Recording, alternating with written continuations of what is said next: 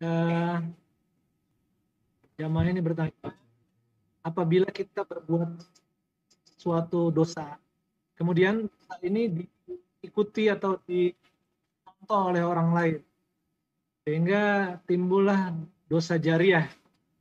Kemudian, apakah setelah bertobat,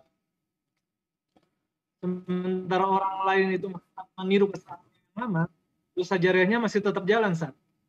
Barakallahu fikum. Naam jamaah. Rasulullah sallallahu alaihi wasallam mengatakan man sanna sunnatan hasanatan falahu ajruha wa ajru man amila biha min ba'dihi ila yaumil qiyamah min ghairi an yanqusa min ujurihim syai'an. Barang siapa yang memberikan contoh yang baik kemudian diikutin oleh orang, maka dia akan mendapatkan pahalanya dan pahala orang yang mengamalkannya sampai hari kiamat tanpa mengurangi pahala orang yang beramal. Sebaliknya, wa man sanna sunnatan sayyi'atan, barang siapa yang memberikan contoh yang buruk, maka dia akan mendapatkan dosanya dan dosa orang yang mengamalkannya sampai hari kiamat tanpa mengurangi dosa orang itu. Jadi bukan dosa orang itu berkurang karena dikasih kepada pelaku dosa pertama, enggak.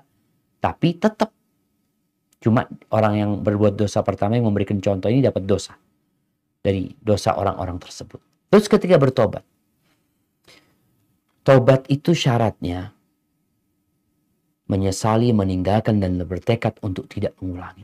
Tapi kalau engkau dosanya itu mengajak kepada keburukan, mengajarkan keburukan, maka kesempurnaan tobatmu menjelaskan kepada orang-orang itu yang pernah engkau sesatkan dulu. Engkau harus jelaskan kepada mereka bahwasanya ternyata yang aku lakukan salah loh. Maka alhamdulillah sekarang ada media. Dengan media itu kita bisa, alhamdulillah, mungkin engkau public figure ya, yang pernah menyesatkan orang banyak, kau tinggal upload di Instagrammu atau Facebookmu bahwasanya selama ini yang aku kerjakan itu salah. Aku mengajak teman-teman untuk bertobat kepada Allah, kembali kepada Allah SWT. Insya Allah dengan cara seperti itu selesai dosa dia. Tapi kalau dia maunya baik sendiri, orang-orang yang dia sesatkan tidak pernah dia ajak kepada Allah SWT, maka dia dapat bagian dosa. Karena orang itu nggak tahu kalau ternyata yang dia kerjakan salah. Dan engkau yang ngajarin juga nggak pernah ngasih tahu kalau engkau sudah tobat gitu loh. Maka ini penting jamaah. Ketika kita sudah menyesatkan orang, maka bagaimana kita mengajak orang itu untuk taat. Contohnya seorang misionaris. Dia sudah memurtadkan orang banyak. Satu kampung dia murtadkan.